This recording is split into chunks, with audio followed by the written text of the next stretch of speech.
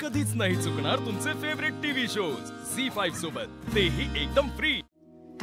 आबा पाटकरांनी मला सांगितलं सगळं। मुलगी झाली म्हणून त्यांना आनंद नाही झाला आबा, पण एकदा जाऊन त्यांच्याशी बोलून त्यांना काय वाटतं समजून घेऊ गोळ्यात ना। तुझा काय म्हणणं? तुमका माहिती असता आबा माका काय वाटतं। अख्खा कुटुंब एकत्र राहूक व्हाया असं वाटतं माका। ते आमच्या लेकीक जर स्वीकारणार नसतील तर एकत्र कसे राहणार? आता जा आहे ता स्वीकारायचा। आबा, तुम्हाला वाटतं तितकं सोपं नाही येत। नाही राघवराव, आपण सगळे मिळून एकदा बोललो असतो त्यांच्याशी।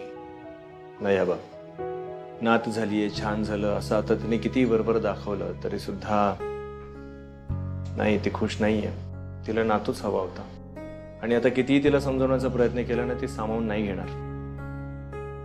तिची मतं आता स्पष्ट झालेली आहेत आणि माझ्या मुलीला मी कमी लेखू देणार नाही कोणाकडूनही, मग ती माझी आई असली तरी सुद्धा।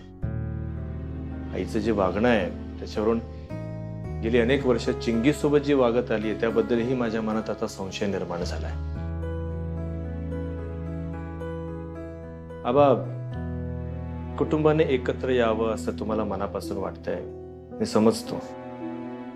पण जेव्हा गोष्ट मूळ तत्वांवर येते ना तेव्हा पर्याय उरत नाही। माणसाची मतच माणसाला घडवत असतात ना, आणि आईची मतं मला अजिबात पटत नाहीयेत। त्यामुळे काही केले आता आम्ही त्या घरात आमच्या लेकींना घेऊन जाणार नाही। आणि आबा प्लीज, तुम्ही सुद्धा आईला समजावायला वगैरे जाऊ नका। नाही, तुम्ही सगळे इकडे कसे आहात, तुमचं सगळं नीट चाललंय ना हे बघण्यासाठी, माझी नात तिला बघण्यासाठी आलो होतो। खरं तर सुलक्षणाताई पण माझ्या विहीणबाई आहेत ना, त्यांचीही मला काळजी वाटते। त्याही आजी झाल्या, त्यांनाही नात झाली आहे ना। आबा, तुम्हाला जितका आनंद झालाय ना कणभर सुद्धा आईला आनंद झालेला नाहीये।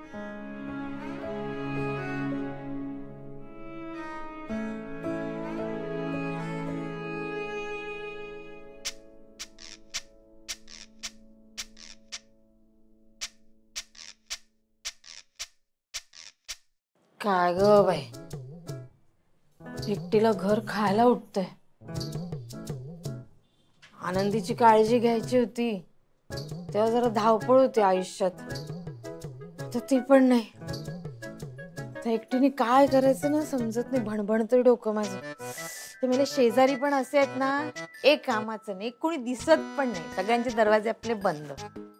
काय करायचं यांचं ना कळत नाही। शेजार धर्म असतो, विचारपूस असते, पण अर्चना काय म्हणतेस ग, कशी आहेस? कुर्ता छान आहे तुझा, कशी आहेस? हाव, मी बरी आहे। झी5 ॲप डाउनलोड करा आणि पहा सर्व एपिसोड्स एकदम फ्री।